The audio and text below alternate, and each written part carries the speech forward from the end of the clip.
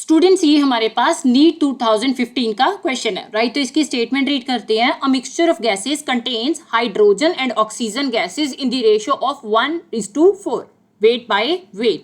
What is the molar ratio of the two gases in the mixture, right? आपके पास चार options given है और आपसे बोला गया है कि एक मिक्सचर जो है हाइड्रोजन और ऑक्सीजन गैसेस का, इनकी जो वेट बाय वेट की रेशो आ रही है ये 1:4 है। दैट मीन्स कि जो भी हमारे पास हाइड्रोजन और ऑक्सीजन का वेट है, ठीक है, इनकी रेशो हमारे पास 1:4 के इक्वल आ रही है। आपने मोलर रेशो बतानी है इन दोनों गैसेस की मिक्सचर में, राइट। मोलर रेशो का मतलब क्या है कि जो भी इनके नंबर ऑफ मोल्स होंगे उनकी कितनी रेशो आएगी, आपने ये बताना है, राइट। तो इसके लिए हम फॉर्मूला देख लेते हैं। सबसे पहले हम number of moles of hydrogen and then oxygen find out करेंगे एंड फिर उनकी मोलर रेशो बताएंगे, right. So according to the statement पहले मैं इनका जो एक्चुअल वेट है वो अज्यूम कर लेती हूँ। तो अकॉर्डिंग टू द स्टेटमेंट अगर मेरे पास जो वेट बाय वेट की रेशो आ रही है हाइड्रोजन एंड ऑक्सीजन के केस में, हाइड्रोजन इज टू ऑक्सीजन की जो रेशो है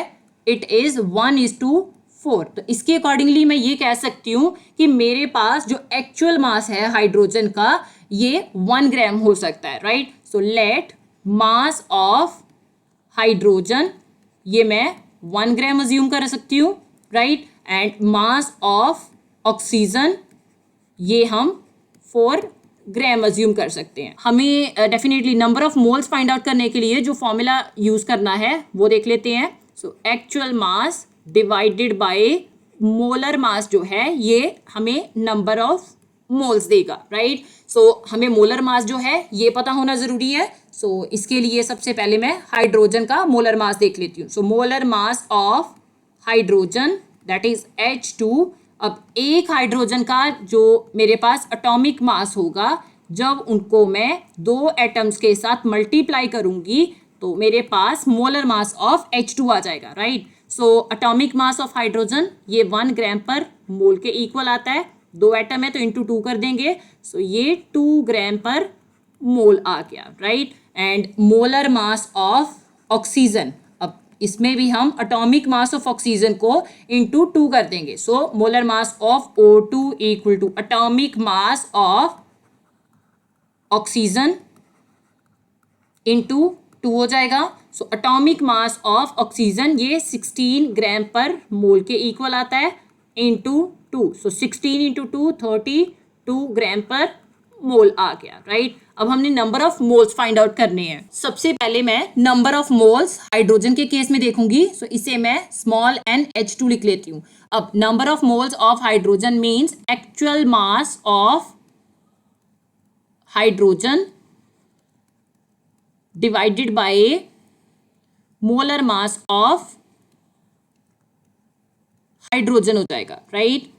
वैल्यूज पुट कर देंगे। एक्चुअल मास हमारे पास इसका 1 ग्राम है डिवाइडेड बाय मोलर मास हमने 2 ग्राम पर मोल फाइंड आउट किया है, राइट। सो ग्राम के साथ ग्राम कैंसिल हो गया एंड इट इज 1/2। अब ये मोल इनवर्स जब मैं न्यूमरेटर में लेके जाऊंगी तो ये मोल हो जाएगा।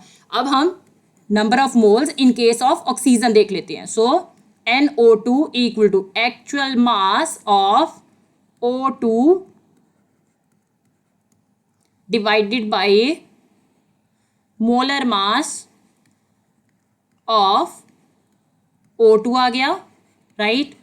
एक्चुअल मास हमने कितना लिया है, it is 4 gram divided by molar mass 32 gram per mole आ रहा है, राइट। सो ग्राम के साथ ग्राम कैंसिल हो गया। 4 1 दा 4 एंड 4 8 दा 32। सो ये 1/8 मोल आ गया। अब हमने मोलर रेशो देखनी है। सो हेंस मोलर रेशो ये कितनी आ गई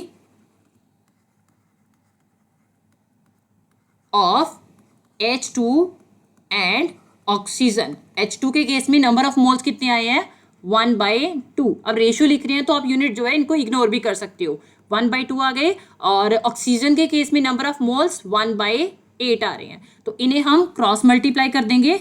8 1 के साथ मल्टीप्लाई हो जाएगा और 2 जो है ये इस वाले 1 के साथ मल्टीप्लाई हो जाएगा। तो आप यहाँ पे क्रॉस मल्टीप्लाई कर दोगे।